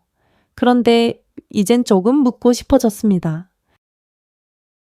도영은 웃으며 고개를 끄덕였습니다. 묻지 않으면 평생 남을 말들 지금 다 하시오. 나는 오늘 다시 처음으로 돌아왔소이다. 그날 밤 두 사람은 오래된 참외밭 옆 나무 그늘에 앉았습니다. 달빛 아래서 도영은 조심스럽게 홍련의 손을 잡았습니다. 그 손은 예전보다 더 단단했고 더 따뜻했습니다. 지금이라면 나에게 다시 묻고 싶소. 그때 참외밭에서 처음 만났을 때 왜 나를 안 쫓아냈소? 그때 당신 눈을 보았어요. 가진 건 없지만 도망치지 않는 눈. 그리고 그 눈은 지금도 같으니까요. 도영은 천천히 품에서 무언가를 꺼냈습니다. 오래된 비단 조각이었습니다. 그 안에는 새로 매듭 지은 붉은 실 한 타래가 들어있었습니다. 이번엔 내가 묶었소. 그리고 이 실은 다시는 풀지 않겠소. 홍련은 조용히 그것을 받아들이고 자신이 그날 밤 병에 넣어두었던 매듭과 나란히 묶었습니다. 그럼 이젠 우리 둘만의 실이 되겠네요. 그리고 다음날 아침, 참외밭에는 두 사람의 그림자가 나란히 드리워졌습니다. 도영은 삽을 들고 흙을 고르고 있었고, 홍련은 물을 퍼올려 씨를 뿌릴 자리를 손으로 다듬고 있었습니다. 왕이 되려던 사람이 이렇게 삽질해도 괜찮겠습니까?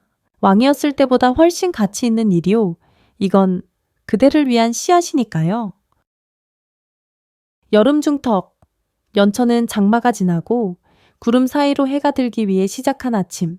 참외밭은 더없이 무성했고 밭두렁에는 풀이 무성히 자랐습니다. 홍련과 도영은 함께 밭을 돌고 있었습니다. 삽질하며 흙을 다지고 고랑을 고르며 웃는 시간이 이어졌습니다. 그날따라 도영은 말이 적었습니다. 홍련이 물었습니다. 무슨 생각을 하고 있습니까? 아무것도. 그냥 이렇게 매일 그대 옆에 있는 일이 신기해서요. 그 말에 홍련은 웃으며 말했습니다. 우리는 이미 너무 멀리 왔는지도 모르겠네요. 그러나 같은 시각 도성에서는 다른 움직임이 있었습니다. 중전의 오라버니. 윤대감은 사적인 밀담을 하고 있었습니다. 상대는 감찰부의 책임관 최선겸. 세자저하가 돌아오지 않은 지도 2달이 지났소이다. 하지만 그가 사라졌다고 백성들의 입이 멈춘 것은 아니지. 자일이 전하께서는 여전히 그를 기다리고 계십니다. 기다린다. 무릇 정치는 기다림이 아니라 제거요. 지금 저하가 어디에 있는지는 알고 있겠지.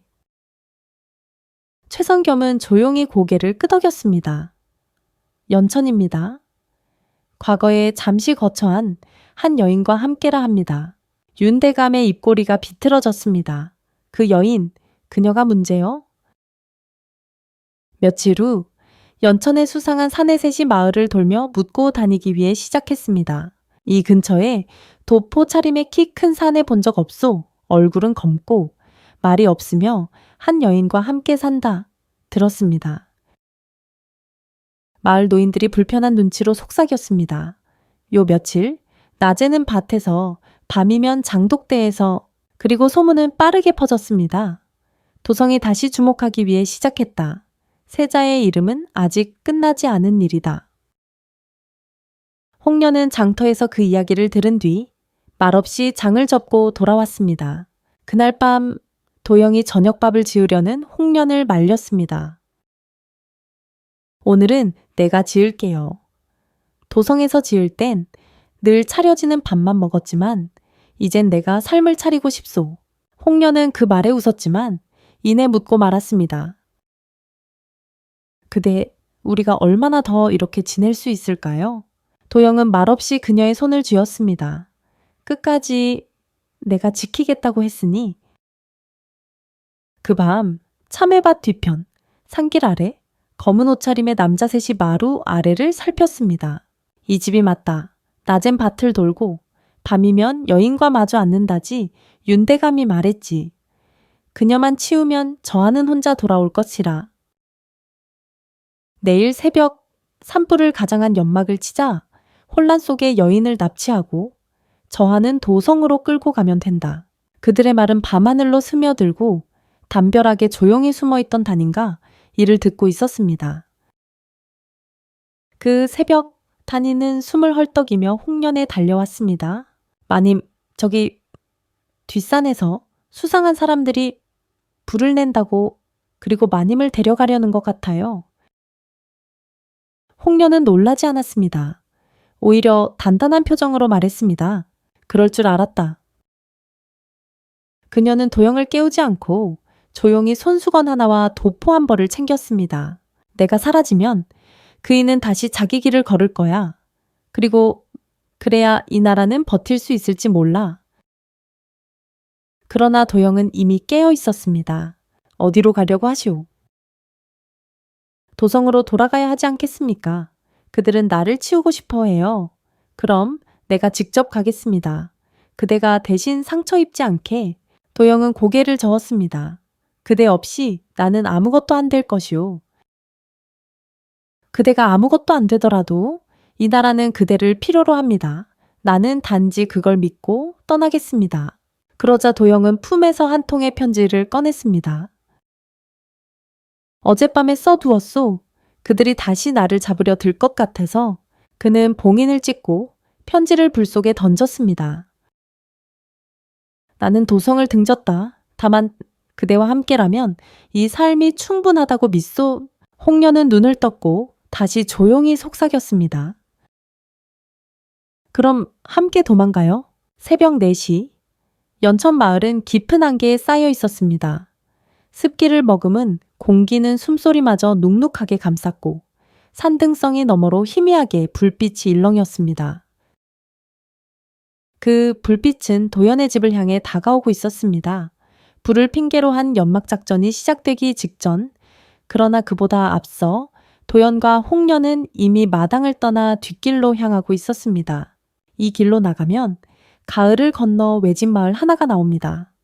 거기서 며칠만 숨어 있으면 눈길을 피할 수 있어요. 홍련은 단 이에게 뒤를 맡기고 도연과 함께 짐을 둘러맵니다.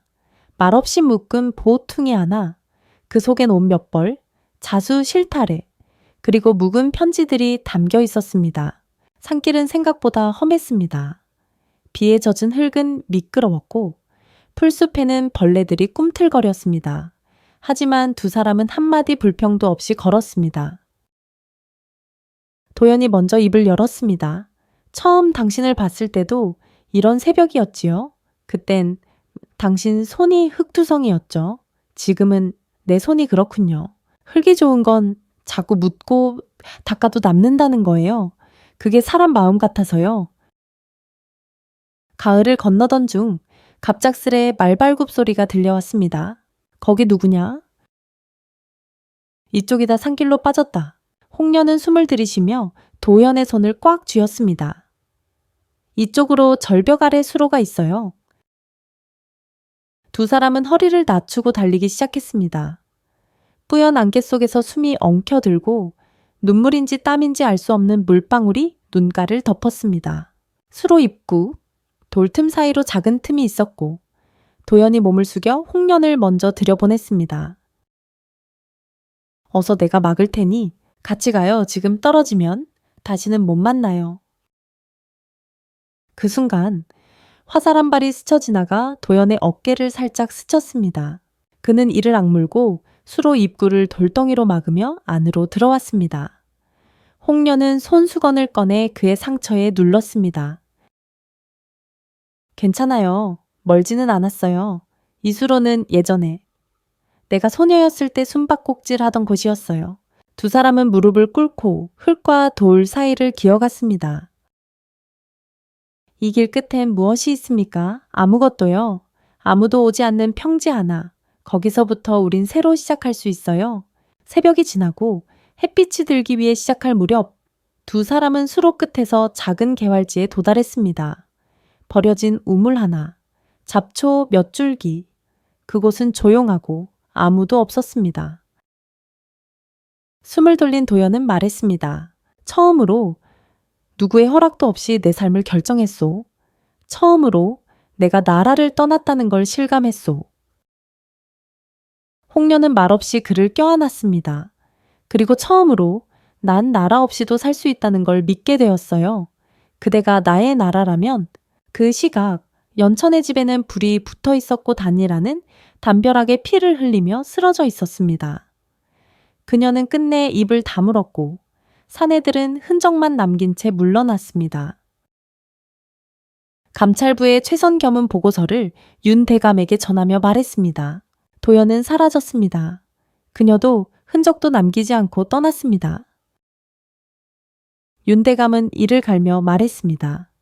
도망쳤다고 생각하겠지. 그러나 도망이란 결국 끝이 있다.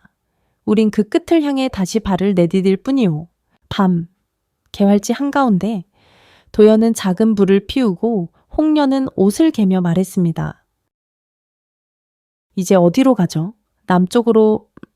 남해엔 내가 예전에 머물렀던 절 하나가 있습니다. 그곳은 세상의 소문도 칼날도 닿지 않는 곳이죠. 정말 끝난 걸까요? 도연은 고개를 저었습니다. 우린 단지 이 길을 선택한 겁니다. 끝은 누가 정하는 게 아니라 우리가 만들면 돼요. 남해 바닷바람은 뜨겁지만 파도 끝자락은 차가웠습니다. 도연과 홍련은 해안을 따라 깊숙한 산 중턱에 들어선 작은 암제에 도착했습니다. 그곳은 이름도 없는 절, 무명사, 우밍시, 배, 절에는 스님들과 늙은 짐승 하나만 있었습니다. 늙은 스님은 말없이 두 사람을 맞았고 도현의 눈을 보자 고개를 끄덕였습니다. 도망은 죄가 아니네. 숨는 것도 용기지. 며칠이 흘렀습니다. 도영은 장작을 패고 홍련은 정원에서 약초를 다듬었습니다. 밤에는 함께 바닷가를 거닐며 아무 말 없이 달을 바라보았습니다. 여기에서 삶, 그대에게 부족하지 않습니까? 아니요. 오히려 처음으로 내가 사람이라는 걸 느낍니다. 우린 더 바랄 수 있을까요? 지금도 이미 많은 걸 가졌습니다.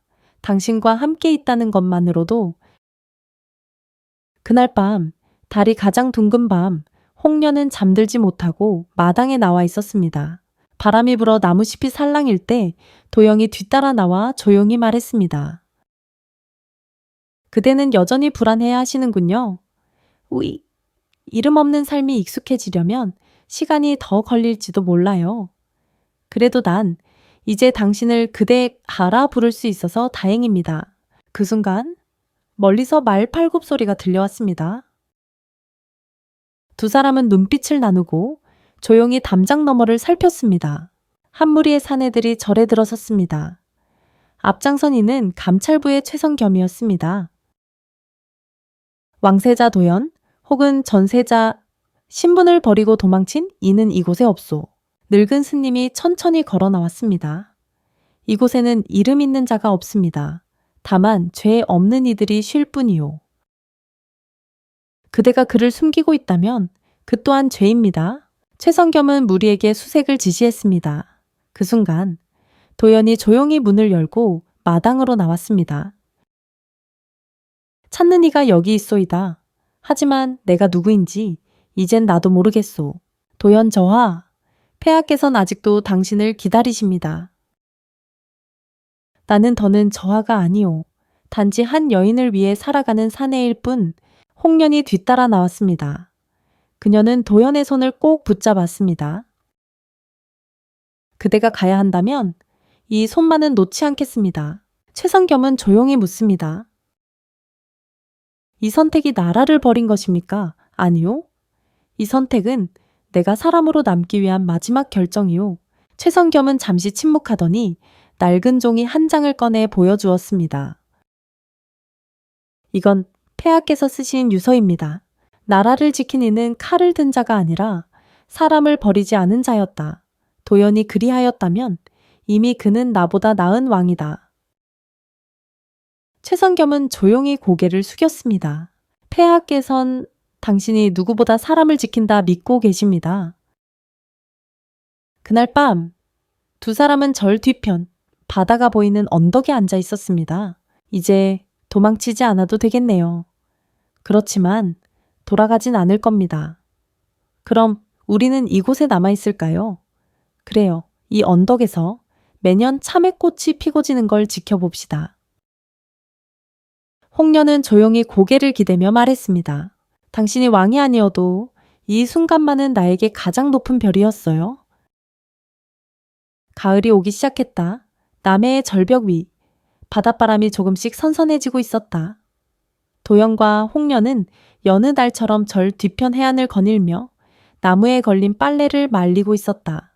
그들은 더 이상 쫓기지도 숨지도 않았다. 대신 세상의 모든 이름과 역할을 내려놓은 채 아침이면 함께 해를 맞고 밤이면 별빛 아래 함께 숨을 쉬었다. 이대로 겨울이 와도 괜찮을까? 겨울이 와도 봄은 또 오잖아요. 그날 절에 늙은 스님이 두 사람을 불렀다. 그리고 조용히 두 개의 붉은 실타래를 내밀었다. 이 절엔 오래된 풍속이 있어. 세상의 인연이 아닌 마음의 인연을 맺고 싶은 이들은 붉은 실을 스스로 묶는단 말이오. 결혼의 맹세입니까? 결혼이란 말도 제도도 이곳에선 쓸모가 없지. 단지 서로를 맺고 묶고 남은 삶을 함께하겠다는 약속일 뿐이오. 도영과 홍련은 그 말을 듣고 조용히 실을 받아서 들었다. 해가 지고 바다는 주황빛으로 물들었다. 그날 밤 절 뒤편 바위 위에서 둘만의 의식이 시작되었다. 홍련은 손수 만든 흰옷을 입고 도영은 거친 삼벗을 걸쳤다. 둘 사이엔 장미도 관래도 하객도 없었다. 대신 바람과 파도 소리, 별빛이 모두 그들의 증인이었다. 내가 이름을 버렸을 때 당신은 그 이름을 불러주지 않았고 내가 삶을 놓고 싶을 때 당신은 손을 놓지 않았습니다. 그리고 내가 세상에 버림받은 날 당신은 날 안아주었고 내가 처음으로 살아도 된다는 걸 믿게 해줬습니다. 두 사람은 붉은 실을 서로의 손목에 묶었다. 매듭은 작고 조용히 조여들었지만 그 무엇보다 단단했다. 이 매듭이 풀릴 때까지 나는 당신의 곁을 떠나지 않겠습니다. 이 매듭이 닳아 끊어질 때까지 나는 당신만을 바라보겠습니다. 잠시 후 바람이 불었고 둘의 머리카락이 서로 엉켜들었다. 그들은 마치 매듭처럼 서로의 시간 속에 묶여있는 존재가 되었다. 며칠 후 최성겸은 혼자 제랴 절을 다시 찾았다.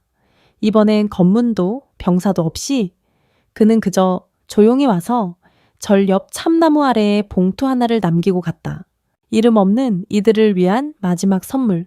누구도 그들을 묻지 않을 것이며 누구도 다시 찾지 않을 것이다. 그 봉투 안에는 폐하의 인장 없는 어명서 한 장과 백성으로 살아갈 수 있는 신분증서 2통이 들어있었다. 그날 밤 도영은 그 편지를 읽고 잠시 바닷가에 섰다. 정말 끝났나 봐요. 이제 우리에게 남은 건 시간뿐이네요. 이제 우린 백성일 뿐이니까요. 백성이라서 좋네요. 마음껏 사랑해도 아무도 탓하지 않으니까요. 홍련은 그날 밤 매듭을 조심히 풀었다. 그리고 실을 작게 접어 병에 넣었다. 이건 시작이 아니라 끝까지 간 우리가 남긴 증표예요. 도영도 자신의 실을 꺼내 함께 병에 넣었다. 우리가 어디로 가든 이건 우리 둘의 작은 나라입니다. 그 병은 절 뒤 바위 아래 조용히 묻혔다. 그들은 나라를 버린 대신 서로를 위한 하나의 땅을 만들었다. 많은 시간이 흘렀습니다. 남해 바닷가의 작은 절, 무명한 이제 사람들이 드나들지 않는 잊힌 절감이 되었습니다. 풍화된 기와장, 이끼 낀 돌계단, 그 속에서도 여전히 조용히 피어나는 들꽃들과 낡은 담벼락 너머로 들려오는 파도 소리만이 그곳의 시간의 흐름을 증명했습니다. 그리고 어느 날 한나그니가 그 절에 찾아왔습니다. 그는 스님도 학자도 아닌 그저 조용한 방랑자였습니다. 작은 뱃낭을 들고 여행 중에 들렀다는 듯 절에 올라와 무명사의 마루에 앉아 숨을 돌리던 중 우연히 한쪽 벽의 틈에 손이 닿았습니다. 거기에는 진흙으로 막은 작은 항아리 하나가 숨겨져 있었습니다. 뚜껑을 열자 그 안에는 오래된 자수청과 함께 붉은 실매듭 하나, 그리고 편지 한 장이 조심스레 말려 있었습니다. 그 편지엔 이런 글이 적혀 있었습니다. 우린 결국 이름을 잊기로 하였습니다. 나라는 무게에서 벗어나 사람으로 살아가길 원했지요. 붉은 매듭은 약속이었습니다. 이 손을 다시 놓지 않겠다는 그 마음 하나만으로도 우린 충분했습니다. 세상은 잊을지 몰라도 당신이 이 편지를 읽는다면 어쩌면 우리 삶은 헛되지 않았다고 믿겠습니다. 편지는 이름 없이 끝맺음 되었습니다. 도장도 서명도 없었습니다. 그저 진심만이 남겨진 채. 나그니는 가만히 편지를 접고 항아리 속에 다시 넣었습니다. 붉은 실매듭은 조심스레 품에 넣고 그는 무명사 마당을 천천히 둘러보았습니다. 그곳엔 여전히 누군가 살았던 흔적이 있었습니다. 작은 평상, 참외 모양의 나무 조각 하나, 바람에 흔들리는 등불의 녹슨 고리, 그는 가만히 중얼거렸습니다. 이곳에 누군가 아주 조용히, 그러나 굳건히 사랑하며 살았구나. 도성에서는 더 이상 세자 도연의 이름을 부르지 않았습니다. 새로운 왕이 즉위하고 새로운 시대가 열리며 도연의 존재는 의도적으로 역사에서 삭제되었습니다. 그의 자리는 빈칸으로 남겨졌고 그 빈칸은 누구도 묻지 않았습니다. 하지만 민간에선 여전히 전해졌습니다. 예전에 왕이 되지 않은 왕자가 있었다지. 그는 참외밭에서 한 여인을 만나 이름 없이 사라졌다 하더라. 수십 년 후 남의 어느 작은 마을에 사는 노파가 있었습니다. 그녀는 바닷가 절 근처에서 매년 작은 연등을 띄웠습니다. 동네 아이들은 물었습니다. 할머니, 그 등은 누구에게 보내는 거예요? 너와 그 사람한테 이름은 모르지만 나랑 평생을 함께 해준 사람이야. 그럼 이름을 몰라요. 할머니는 가만히 웃으며 말했습니다. 우린 서로를 이름으로 부른 적이 없거든. 그냥 그대 혹은 당신 그거면 충분했단다. 마지막 장면 다시 한번 바람이 불고 바다가 출렁입니다. 절 뒤편 억새밭 너머 두 개의 돌탑이 조용히 나란히 서 있습니다. 그 위에는 작은 붉은 매듭 하나가 바람에 나풀거립니다. 아무 이름도 새겨지지 않은 채 그러나 그 무엇보다 깊은 이야기 하나가 깃든 곳